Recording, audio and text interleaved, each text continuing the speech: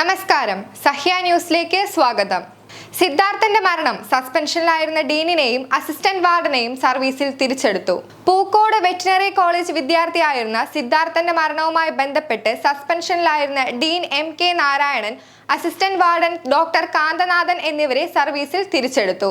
തിരുവാഴംകുന്ന് college of avian science and മാനേജ്മെന്റിലാണ് ഇരുവർക്കും നിയമനം നൽകിയത്. സസ്പെൻഷൻ കാലാവധി പൂർത്തിയായതോടെയാണ് നിയമനം സാധ്യമായത്. ചൊവ്വാഴ്ച സർവകലാശാലയിൽ ചേർന്ന് മാനേജ്മെന്റ് കൗൺസിൽ യോഗമാണ് സസ്പെൻഷൻ നീട്ടേണ്ടെന്ന് തീരുമാനിച്ചത്. മാനേജ്മെന്റ് കൗൺസിൽ അംഗങ്ങളായ vice chancellor KS Anil, T Siddique MLA, faculty dean K Vijayakumar, അധ്യാപക പ്രതിനിധി PT ദിനേശ് എന്നിവർ തീരുമാനത്തിൽ വിയോജിപ്പ് അറിയിച്ചു. അച്ചടക്ക നടപടികളിലേക്ക് കടക്കണമെന്നാണ് 4 പേരും ശുപാർശ ചെയ്തത്. എന്നാൽ മറ്റു 12 പേരുടെ പിന്തുണയോടെ സ്ഥലം മാറ്റ തീരുമാനം അംഗീകരിക്കുകയായിരുന്നു. ഹൈക്കോടതിയുടെ പരിഗണനയിലുള്ള വിഷയമാണെന്ന് ചൂണ്ടിക്കാട്ടിയാണ് കൂടുതൽ അച്ചടക്ക നടപടികൾക്ക് മുതിരാതെ ഇരുവരെയും സ്ഥലം മാറ്റാൻ തീരുമാനിച്ചത്. ഭൂരിപക്ഷ അഭിപ്രായം മാനിച്ചാണ് തീരുമാനമെടുത്തതെന്ന് വൈസ് ചാൻസലർ KS അനിൽ പറഞ്ഞു. കഴിഞ്ഞ ഫെബ്രുവരി 18-നാണ് ഹോസ്റ്റലിലെ ശുചിമുറിയിൽ സിദ്ധാർത്ഥനെ തൂങ്ങി മരിച്ച നിലയിൽ കണ്ടെത്തിയത്. സിദ്ധാർത്ഥൻ ആൾക്കൂട്ട മർദ്ദനത്തിനിരയായിരുന്നു.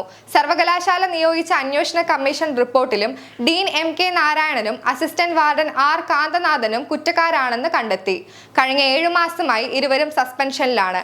6 മാസത്തെ സസ്പെൻഷൻ കാലാവധി അവസാനിച്ചപ്പോൾ ഇരുവർക്കും വീഴ്ച പറ്റിയെന്നും 45 ദിവസത്തിനുള്ള മാനേജ്മെന്റ് കൗൺസിൽ ചേർന്ന് തുടർ നടപടിയെടുത്തെന്ന് അറിയിക്കണമെന്നും ഗവർണർ ആരിഫ് മുഹമ്മദ് ഖാൻ ആവശ്യപ്പെട്ടിരുന്നു.